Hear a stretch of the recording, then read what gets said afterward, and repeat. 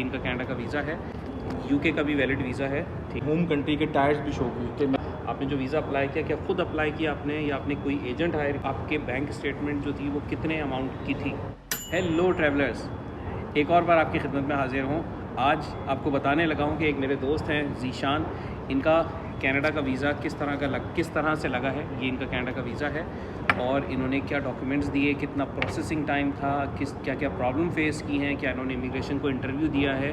तो इनसे सारे सवालात होंगे और ये व्लॉग बहुत इंटरेस्टिंग होने वाला है। गाइस, एक और चीज़ आपको बताता चलूँ कि ज़ीशान भाई कनाडा के अलावा इनके पास ये यूके का भी वैलिड वीज़ा है। ठीक है, इनका किर्गिस्तान को काफ़ी अच्छी इन्होंने ट्रैवल हिस्ट्री बनाई हुई है। शौकीन है, ट्रैवलर्स हैं, जस्ट लाइक यू, जैसे आप लोग ट्रैवलर हैं। तो आइए चलते हैं ज़ीशान साहब के पास और इनसे कनाडा की इन्फॉर्मेशन लेते हैं। जैसे किसी ने मेरे चैनल को लाइक नहीं किया है, सब्सक्राइब नहीं किया, तो सबसे पहले जाकर सब्सक्राइब करें, लाइक करें, क्योंकि इसके अंदर हम पूरी बात करेंगे कनाडा के अंदर आजकल जो वीज़े लग रहे हैं उसमें क्या डॉक्यूमेंट्स हैं, कितना प्रोसेसिंग टाइम है, सक्सेस रेशो कितनी है और किस तरह से अपनी फ़ाइल खुद प्रिपेयर किए जाए या तो किसी एजेंट को दिए जाए। तो आइए बात करते हैं ज़ीशान साहब। अस्सलाम वालेकुम। वालेकुम सलाम। इमरान साहब कैसे हैं? अल्लाह का शुक्र। ज़ीशान साहब, सबसे पहले तो बहुत बहुत मुबारक हो कि आपका कनाडा का वीज़ा आ गया। हमारे जो दोस्त हैं वो जानना चाहते हैं कि आप अपनी ये बताएं कि स्ट्रगल कि किस तरह से कनाडा का वीज़ा अप्लाई किया, क्या क्या डॉक्यूमेंट्स लगे और आपने जो वीज़ा अप्लाई किया क्या खुद अप्लाई किया आपने या आपने कोई एजेंट हायर किया, ये किस तरह से हो? जी इमरान, मैंने जो जितने भी वीज़े अप्लाई किए हैं वो खुद ही अप्लाई किए हैं और कनाडा का वीज़ा अप्लाई करना भी बहुत ही आसान है।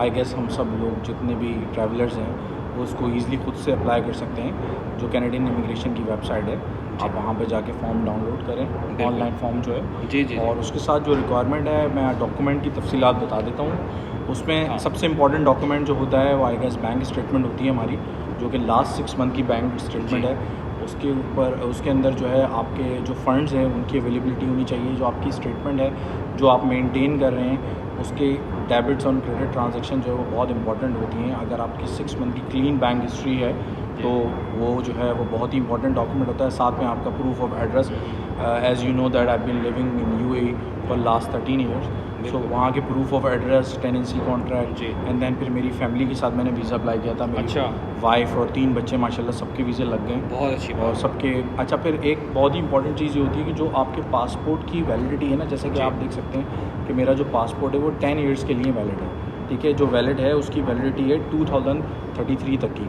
तो जितनी पासपोर्ट की वैलिडिटी है ना कनाडा का वीज़ा उतने ईयर्स का लगता है। जी बिल्कुल, विच इज़ वेरी इंपॉर्टेंट। तो अगर किसी कोई भी वीज़ा अप्लाई कर रहा है तो वो ये चेक कर ले कि उसके पासपोर्ट जो है वो कितने ईयर्स के लिए वैलिड है। अगर वो 2 साल के लिए, 1.5 साल के लिए तो इट्स बेटर कि आप उसको रिन्यू कर लें और 10 ईयर्स का कर लें। जितने मैक्सिमम ईयर का पासपोर्ट रिन्यू करके रखेंगे, जैसे कि मैक्सिमम 10 ईयर्स का है तो वीज़ा भी 10 साल का लगेगा। ऐसा ही है जैसे यूएस का वीज़ा है पाकिस्तानियों के लिए 5 साल की वैलिडिटी पे मिलता है, बिल्कुल, और इंडियन पासपोर्ट पे 10 साल की वैलिडिटी। लेकिन कैनेडियन जो वीज़ा देता है वो आपकी पासपोर्ट की जो एक्सपायरी अगर वो 6 महीने है, साल है, 5 साल है, 10 साल है, अकॉर्डिंगली मिलती है। बहुत अच्छा पॉइंट दिया।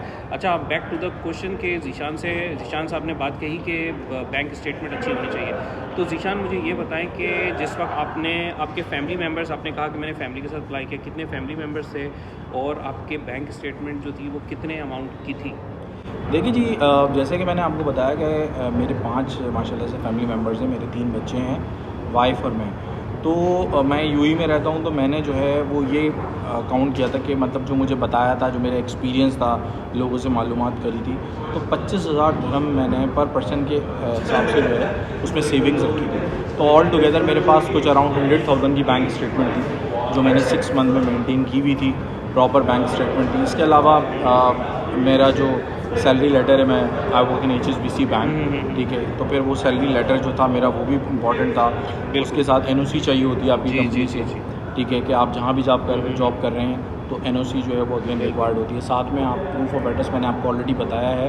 फिर मैंने होम कंट्री के टायर्स भी शो किए कि मेरा होम कंट्री के साथ क्या टायर थे, मैं कितना how often I visit to my home country. तो मैं पाकिस्तान 6 मंथ में 3 मंथ्स में मैं ट्रैवल कर लेता हूँ। तो अच्छा, जैसे आपने बताया होम कंट्रीज टाइज आपकी, तो होम कंट्रीज़ की टाइज में क्या क्या डॉक्यूमेंट्स आते हैं?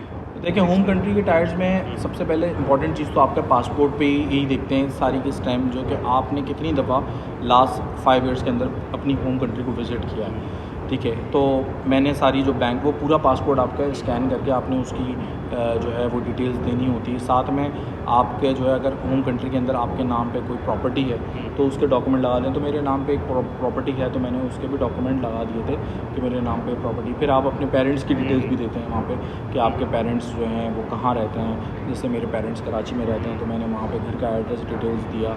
मेरा भाई मौजूद है, भाई की भी डिटेल्स दी, ठीक है। उनसे रेगुलर मुलाकात होती रहती है। तो ये सब चीज़ें बहुत इंपॉर्टेंट होती हैं। यानी कि आपकी फैमिली के पूरे डॉक्यूमेंट्स लगते हैं। आपका जो पासपोर्ट है first page to the last page ये पूरा स्कैन होता है एप्लीकेशन के अंदर। प्राइमरी एप्लीकेंट का भी जाएगा, इनकी मिसेज हैं उन्होंने अप्लाई किया, उनका पूरे पासपोर्ट की कॉपी, बच्चों की पूरी पासपोर्ट की, और उनकी भी फैमिली की डिटेल्स। हाँ, और उनकी फैमिली की, वालिद और वालदा की पासपोर्ट की कॉपीज़, बहन भाइयों की पासपोर्ट कॉपीज़, और उनकी फैमिली यानी फैमिली बुक कहलाती है पूरी।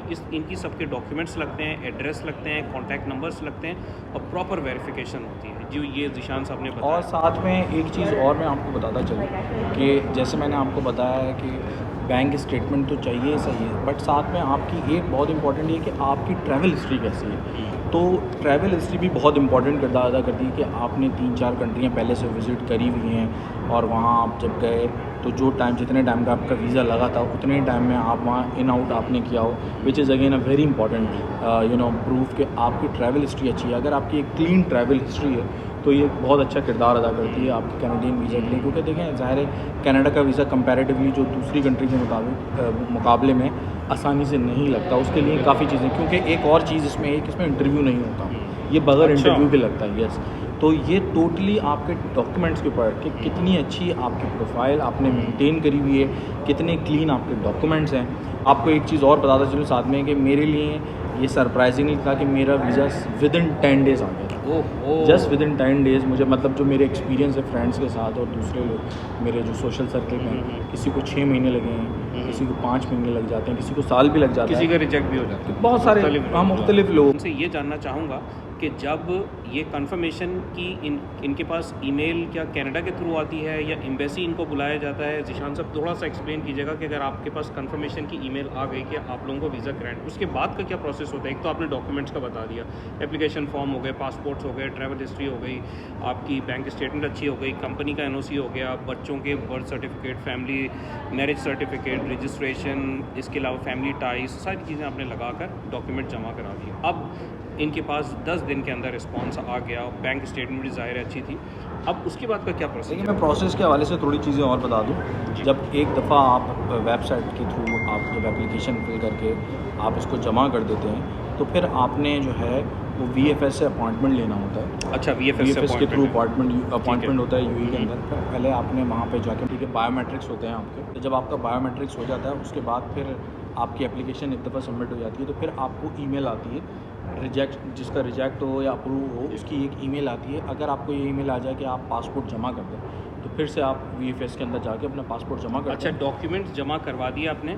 जी। उसके बाद बायोमेट्रिक्स होता है। हाँ, बायोमेट्रिक्स का अपॉइंटमेंट लेके। अच्छा, और ये मैंने सुना है कि जो बायोमेट्रिक्स है आपका, अगर आपने वीज़ा अप्लाई किया और आपका वीज़ा रिजेक्ट हो गया, लेकिन बायोमेट्रिक्स अगर आपने 10 साल के अंदर दिया हुआ है VFS को, तो आपको दोबारा बायोमेट्रिक्स नहीं देना होता। क्या ये ठीक है? बिल्कुल ऐसे ही। अच्छा, तो बायोमेट्रिक्स जब आपने दिया और आपने अपनी एप्लीकेशन जमा करवा दी, ठीक है, उसके बाद आपने 10 दिन वेट किया। जी। और 10 दिन वेट करने के बाद मैं तो वेट कर रहा था, मुझे तो अंदाज़ा नहीं था। 10 दिन के अंदर ही मुझे जो है वो ईमेल आ गई थी। अच्छा। क्योंकि I was just keep checking my email. तो उसके बाद जब मुझे पता चला कि ईमेल जब आई मुझे कि आप अपना पासपोर्ट सबमिट कर दीजिए, तो थोड़ा सरप्राइजिंग था मेरे लिए इतनी जल्दी रिस्पांस आ जाना।